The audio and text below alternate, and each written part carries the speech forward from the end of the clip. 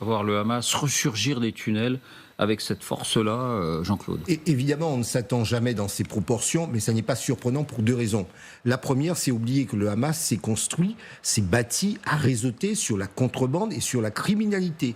Donc imaginez que d'un coup de plume, la culture de la criminalité, la culture du réseautage négatif allait prévaloir, c'eût été être un petit peu trop optimiste pour ne pas dire naïf. Ça, c'est la première chose. Et puis la deuxième chose, lorsque vous avez un conflit de ce type, avec des activités de terrorisme, une culture du terrorisme, jamais un conflit ne s'est terminé. Même lorsqu'on a signé un traité de paix, on sait que derrière, il faut faire le service après-vente. Et le jour où vous signez un accord de paix, ça n'est pas pour autant qu'il faut se dire, eh bien, le conflit s'arrête. Précisément, le travail de ceux qui négocient la paix ou négocient un cessez-le-feu, parce que là, je crois qu'on a avant tout une négociation de cessez-le-feu et la paix, elle viendra au fur et à mesure, on ne peut que l'espérer. Le jour où vous signez, vous commencez à bâtir la paix. Le jour où vous signez, ça n'est pas un jour de paix. Symboliquement, c'est le jour où vous signez. Mais en réalité, dans tous les conflits de ce type, c'est le jour où vous commencez à construire la paix. Et c'est peut-être là où on va voir l'engagement des parties. Je pense aux pays arabes, je pense notamment à la Turquie, ce que la Turquie va pouvoir peser pour contraindre le Hamas. Mais est-ce qu'on imagine, Marion, les futures forces indonésiennes, turques, tous ceux qui ont dit qu'ils pourraient participer à une sorte de force internationale pour imposer le désarmement au Hamas, prendre barre sur ces hommes, sur ces milices qu'on voit parader aujourd'hui à Gaza partout? C'est là qu'est le piège, c'est que cette force de stabilisation internationale qui est encore à l'état de fiction, qui n'a pas de mandat, dont on ne sait pas de qui elle sera composée et à quoi elle servira, Trump a dit lui-même, il a eu cette phrase, il a dit « Si le Hamas ne rend pas les armes, nous l'obligerons à le faire ». Mais qui c'est nous? À qui le Hamas va-t-il rendre ses armes? Et je doute fort qu'il soit assez docile pour les rendre lui-même. Et je doute aussi de la capacité de la force internationale à lui faire la guerre pour l'obliger à se rendre. Donc c'est là qu'on est un peu dans une impasse. Et au fond, c'était cette deuxième guerre qui est en train de surgir ou de réapparaître, parce que comme l'a très bien dit Jean-Claude, ça a toujours été une terre de gangstérisme et le Hamas était le chef d'un gangstéro-islamisme. Il a profité de ces guerres tribales qui ressurgissent, qui réapparaissent sous les cendres. Et c'était un des objectifs d'Israël, de casser le Hamas par les bombes, mais aussi en favorisant les grandes tribus, les grandes familles, en essayant de les acheter, de les convaincre de passer à l'ennemi. Et c'est d'où les règlements de compte d'aujourd'hui.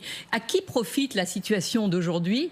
Pas à Trump, dont la deuxième phase du plan est très compromise, mais à Netanyahou, qui pourra constater que s'il y a une guerre civile qu'il naît, ça justifie une intervention beaucoup plus musclée. Il dit, vous voyez, lui, que de toute façon, on ne veut absolument pas entendre parler d'un État palestinien. Il l'a bien montré, dit et redit. Et là, il peut triompher en disant, vous voyez, il n'y a pas moyen d'avoir un État palestinien. Ces gens-là ne savent que faire la guerre. C'est l'anarchie, c'est le chaos. Alors justement, le Hamas apparaît en faiseur d'ordre par rapport à l'anarchie. Donc finalement, il est gagnant dans ce cessez-le-feu. Mais l'autre grand gagnant, c'est Netanyahou qui regarde sa faire, qui voit l'anarchie et le désordre s'installer, qui pourra dire, vous voyez, il n'y a que moi qui sais régler la question. Comme toujours, je reprends vos propos, quand on sent qu'une possibilité de paix pourrait approcher, ce sont les extrêmes qui ont intérêt à tout sauf à cette paix, qui se montrent, qui agissent, et on le voit avec ces scènes d'exécution, encore une fois, si vous nous rejoignez, stupéfiantes. Et ce qui est frappant dans ces scènes d'exécution aussi, là on n'a pas le son, on va en revoir une ou deux images, c'est qu'il y a la foule autour, et que la foule acclame. La foule acclame ces exécutions sommaires, ces exécutions sans jugement, sans procès, où c'est la force brute qui s'exprime. Je voudrais poser une question à Vincent. Quand vous voyez ces scènes, Vincent, est-ce que vous vous dites, on s'est un peu payé de mots quand on a cru qu'on allait avancer phase 1, phase 2 à Gaza? Bah oui, d'abord, la première chose factuelle, c'est que le Hamas n'est pas désarmé, et notamment sa branche armée, les brigades Ezz-e-Din el-Qassam, et son unité Rada, qui s'occupe de la répression particulière sur ces familles. Concernant ces familles, ces différentes familles, ces clans, des familles très puissantes qui représentent à peu près 30% de la population, qui mettent en coupe réglée les opérations de contrebande, alors généralement qui s'allient avec le Hamas. Il y a un gentleman agreement entre tous ces gens-là. Comme ça se rétrécit et comme ça va être remis mis en coupe réglée. Donc en fait, là, on assiste à à une espèce de remise, d'organisation à la fois politique, militaire et économique. Non, la faute originelle, c'est d'avoir négocié le plan de paix avec le Hamas. C'est la faute originelle. Qu'on ait négocié techniquement la libération des otages, c'est une chose, mais il fallait négocier avec l'autorité palestinienne, qui certes... elle était à Sharm el-Sheikh. Bien entendu, oui, mais elle n'était pas la partie prenante négociant depuis le début, notamment avec les services de renseignement israéliens. Mais est-elle encore suffisamment debout, cette autorité palestinienne, pour être partie prenante d'un accord comme ça? Mais c'est la seule solution, David. Si on parle de désarmer le Hamas et de remettre de l'ordre politiquement et de créer une légitimité palestinienne pouvant conduire à une solution à 2 États, il faut que l'autorité palestinienne prenne ses responsabilités. François, je voudrais simplement qu'on voit ensemble la réaction de Donald Trump quand il a observé ces scènes. Et là, voici sa réaction. Donald Trump, qu'est-ce qu'il fait? En clair, il regarde ailleurs. Voilà son message qu'il a diffusé hier soir. S'il est possible maintenant de le voir.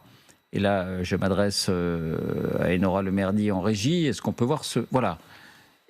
Alors, il dit ça, le Hamas désarmera, et s'il ne le fait pas, nous le désarmerons. Ça sera peut-être rapidement, peut-être violemment, mais juste avant ça, il dit, moi j'ai observé ces scènes, et finalement, les gens qui sont tués, les gens qui sont exécutés sommairement, est-ce qu'on peut voir cette réaction dont on s'est parlé tout à l'heure?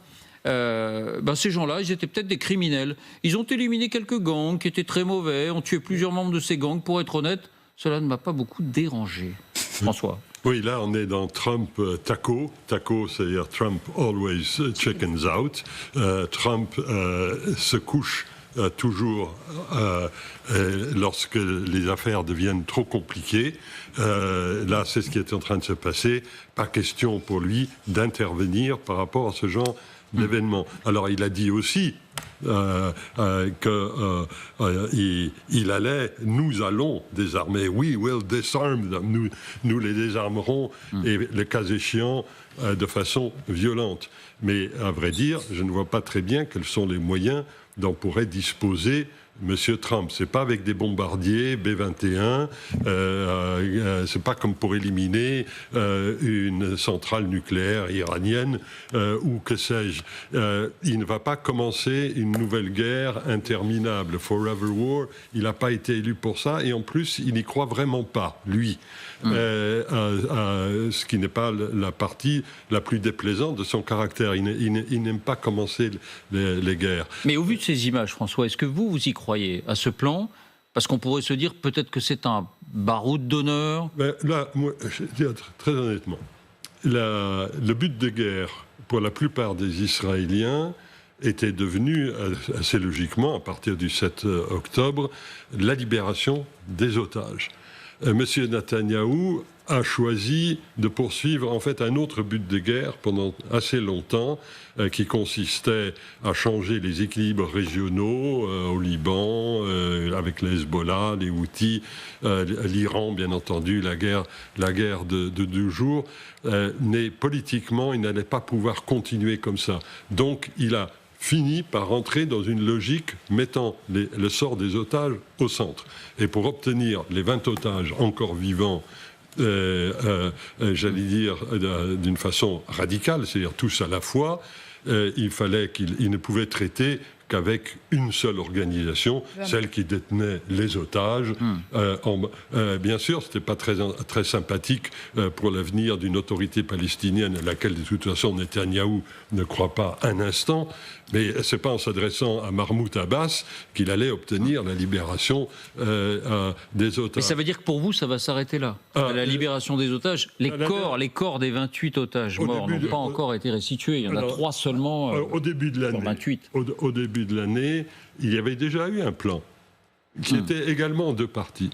Et la première partie, c'était une libération d'otages avec un échange de prisonniers, partiel. Ce fut fait. La deuxième partie n'a jamais eu lieu.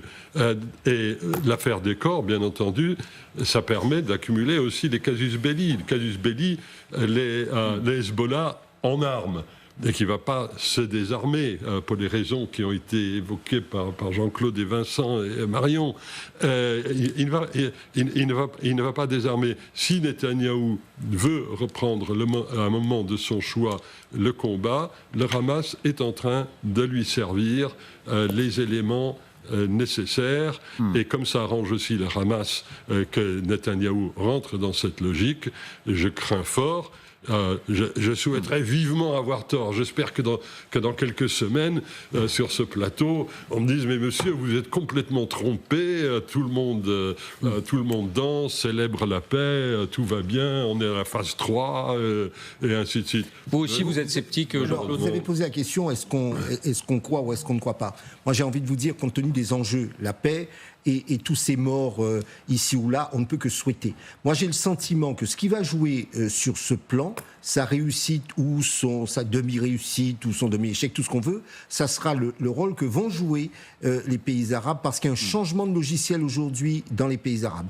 J'étais au Caire, j'étais en Jordanie récemment. Mes interlocuteurs me disent quoi? Ils me disent, nous avons besoin, nous, que ce conflit s'apaise, parce que nous, il y va de notre développement, notre stabilité dans la région, développement économique. L'Arabie Saoudite veut aussi mettre un certain nombre de moyens. Donc il faut voir ce que le Qatar qui a un poids sur le Hamas, dans quelle mesure ils pourront imposer au Hamas une sortie de crise, parce que là encore, on n'en est qu'au début. Je pense qu'il y a un changement de logiciel de la part de ces États. Dernier élément, c'est qui dit État dit reconstruction, dit paix, dit aussi reconstruction de la région. Il y a aussi des contrats, des enjeux économiques. La Turquie souhaite se positionner. Donc il y a ces aspects qui vont entrer en ligne de compte pour ou pas une plus ou moins réussite du plan de paix. Mais quand on voit ces images, on se dit que cette organisation islamiste vendra chèrement sa peau. Et la question, pour prolonger ce que vous dites, c'est est-ce qu'en Turquie, au Qatar, en Indonésie, ailleurs, on est prêt à mourir? Et on est prêt à mourir pour Gaza? Parce que pour désarmer ces hommes-là, à moins que ce soit encore une fois un baroud d'honneur, mais on imagine mal ça, Marion, Vincent. Je ne sais pas s'ils seraient prêts à mourir pour Gaza, mais en tout cas, ces images montrent que le Hamas est aussi une organisation tueuse de musulmans. Et ça, il faut le dire. Depuis la prise de contrôle en 2007 par le Hamas, on estime, ça sont les services de renseignement israéliens, entre 20 000 et 30 000 musulmans qui ont été opposants, qui ont été tués à Gaza. Donc le Hamas tue indistinctement juifs, musulmans, chrétiens, peu importe. C'est une secte sanguinaire qui se moque totalement de l'aspect religieux. Et ça pourrait justement engager les pays arabes, effectivement, à revoir leur position sur le Hamas. Et j'espère aussi en France, tous les réseaux qui peuvent soutenir cette organisation. Dernier mot avec vous, Marion. On n'est pas en effet revenu tout à fait au point de départ, parce que les pays arabes sont entrés dans le jeu, que le Hamas est quand même affaibli, il ne dispose plus d'armes lourdes, il est encore vivant, il ne dispose plus d'armes lourdes, mais malgré tout, s'il a renoncé, il a accepté, enfin il a été forcé de lâcher ce qui était sa monnaie d'échange principale, c'est-à-dire les otages. En revanche, il ne peut pas lâcher sa raison existentielle, qui est de vouloir tuer, éradiquer les Juifs de la terre d'Israël. Donc ça reste. Mais de toute façon, même s'il n'y en avait plus à Gaza, il y en aurait ailleurs. Donc en revanche, ça donne en effet l'occasion à Netanyahou de constater que la guerre ne peut être finie qu'en y mettant les gros moyens. Merci à vous quatre. Voilà, c'est important de rendre compte. On a beaucoup parlé ici même, avant-hier, de cette incroyable journée, les otages libérés, 2000 prisonniers palestiniens libérés. Et c'est une forme de douche froide. Il faut bien le reconnaître, que de voir à quel point, et en quelques heures, le Hamas a repris le contrôle de la rue, de l'espace public. Merci à vous trois.